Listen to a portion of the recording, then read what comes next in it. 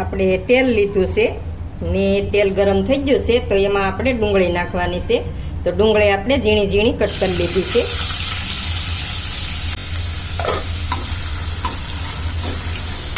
Medium gas રાખવાનું છે ને ડુંગળીને આપણે શેડવી લેવાની છે.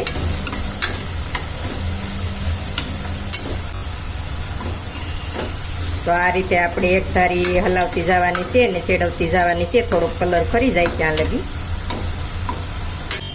ડુંગળી આપણે સડી ગઈ છે થોડી, તો આ રીતે જ આપણે સડવા દેવાની છે, બહુ નથી સડવા દેવાની. હવે આપણે આદુ ને લસણની પેસ્ટ નાખવાની છે, તો 1 ચમચી આપણે ઈ નાખવાની છે. તો એને આ રીતે આપણે થોડીક વાર શેડવી લઈએ. હવે આપણે ટમેટા લીધા છે, તો ટમેટા આપણે ઝીણા ઝીણા સુધારી લીધા છે. ને થોડુંક એની ઉપર મીઠું નાખી દઈએ એટલે ઘાએ ઘા ટમેટા સડી જાય. ગેસ આપણે મીડિયમ જ રાખવાનો છે અને આ રીતે આપણે બે વસ્તુ શેડવી લેવાનું છે. હવે આપણે ટમેટાને સડી ગયું છે, તો હવે આમાં આપણે મસાલા કરી લઈએ.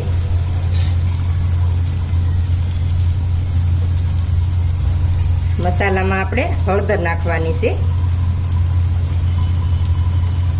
હવે આપણે ગરમ મસાલો નાખવાનો છે, તો તમે ગમે ગરમ મસાલો વાપરતા હોય એ નાખવાનો. આ આપણે કશ્મીરી મરચું લીધું છે, તો મોળું મરચું આવે તો એ નાખવાનું છે કલર હાટું. આપણે સેવ ઉસળનો મસાલો આવે છે, તો એ લીધો છે 1 ચમચી, તો એ નાખવાનો છે.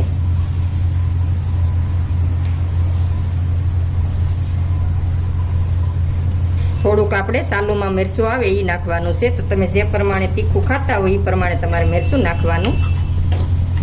કેમ કે આપણે સેવ ઉસળનો મસાલો આવે છે તો એ તીખો જ આવે છે, એટલે એ પ્રમાણે તમારે મરચું નાખવાનું.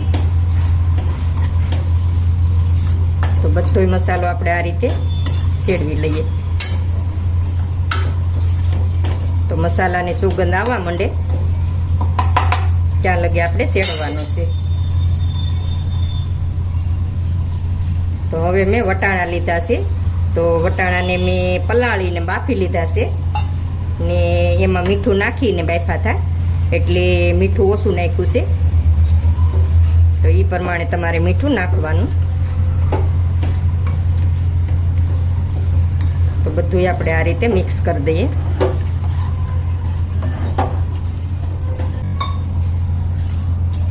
તો હવે આપણે એમાં પાણી નાખવાનું છે. તો કુકરમાં વટાણાનું પાણી થોડુંક હતું તો એ નાખ્યું છે મેં.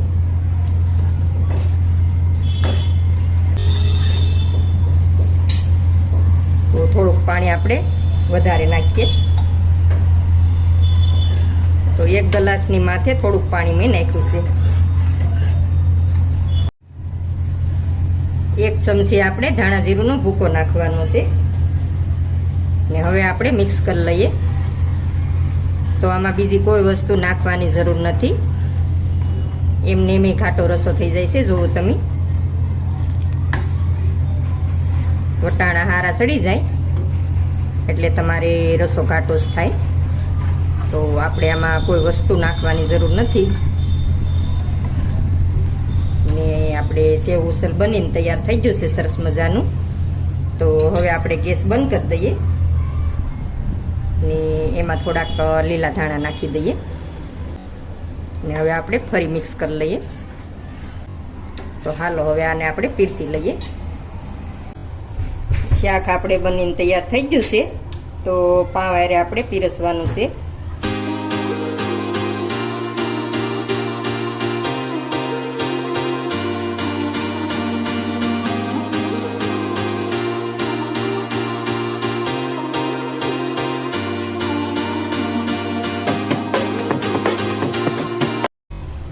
હવે આપણે એની ઉપર ડુંગળી થોડીક ઉમેરી દેવાની છે આ રીતે. એની ઉપર આપણે સેવ લીધી છે, તો સેવ ઉમેરવાની છે. તો સેવ તમારે જે શાક ખાવું હોય તો જ તમારે સેવ ઉમેરવાની. હવે એની ઉપર આપણે લીલા ધાણા ઉમેરી દઈએ. તો સરસ મજાનું આપણું સેવ ઉસલ શાક બનીને તૈયાર થઈ ગયું છે. તો આને તમે રોટલી પરોઠા ગમે એને હારે ખાઈ શકો, પણ પાવ હારે વધારે સારું લાગે. તો આપણે ડુંગળીને પાવ હારે આપણે પીરસ્યું છે ને આપણે લીંબુ લીધું છે, તો લીંબુ આપણે નાખવું હોય તો આમાં તમે નાખી શકો. તો સરસ મજાનું આપણે બનીને તૈયાર થઈ ગયું છે. તો આ રીતે બનાવીને જરૂરથી ટ્રાય મારજો ને કોમેન્ટમાં કહેજો કેવું બીનું કેવું નહીં એમ. ને મારા વિડીયો ગમતા હોય તો લાઈક, શેર ને સબસ્ક્રાઈબ કરવાનું નહીં ભૂલતા.